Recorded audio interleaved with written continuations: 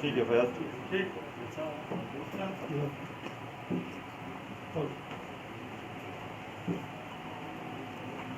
پہلے والی ویڈیو دکھا دیں پہلے. یہ شوٹر ہے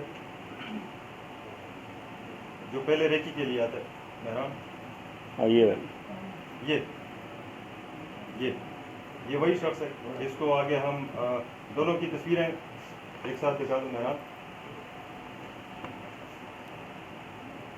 جب ہم نے یہ تصویریں آپس میں کی شوٹر کی بھی اور موٹر سائیکل سوار کی چونکہ یہاں وہ ایک ہی ٹیم نکلی. آگے خیال سے پکچر دکھا دیں.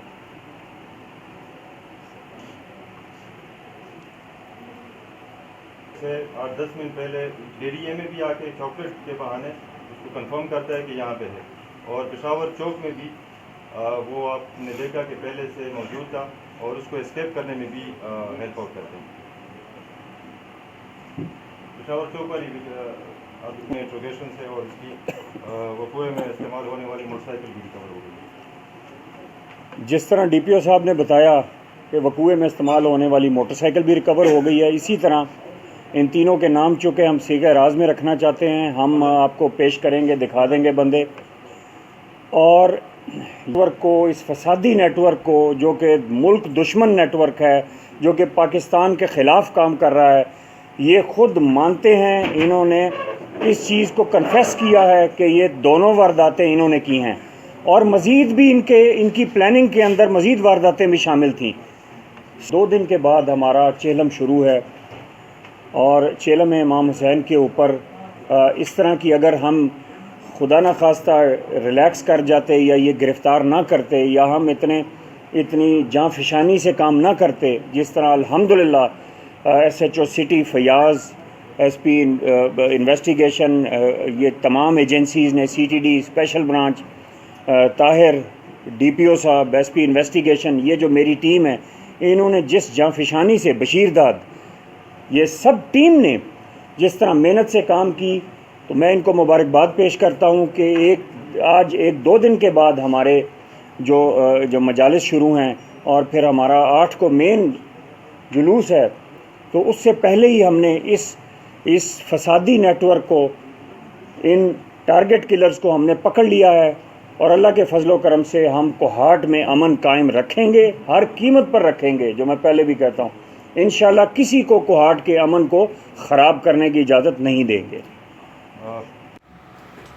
اس کو وہاں شہید کیا جاتا ہے. یہ ٹیم جو ہے شدت پسندوں کی، یہ پہلے ریکی کرتی ہے اور پھر موٹر سائیکل کے اوپر آ کر اس کو نشانہ بنا کر فرار ہو جاتی ہے. اس کے بعد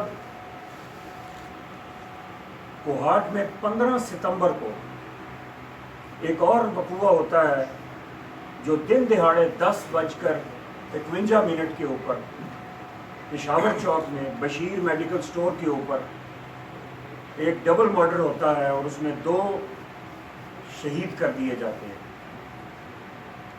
ارتضیٰ حسن اور سید میر حسن جان، ان دونوں کو شہید کر دیا جاتا ہے. ان دونوں واقعات میں مماثلت کیا ہے؟ ان میں مماثلت یہ ہے کہ یہ دونوں اہل کشی ہیں، کے ڈی اے میں رہتے ہیں اور ابراہیم زئی گاؤں سے بلانگ کرتے ہیں.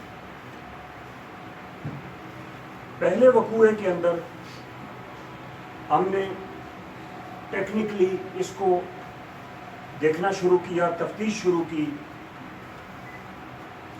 تو یہ پتہ چلا کہ ایک جوان کچھ وقت پہلے کوئی چیز خریدتا ہے ریکی کرنے کی نظریے سے اور اس کے تھوڑے ہی دیر بعد فائر ہوتا ہے اور اس کو قتل کر دیا جاتا ہے.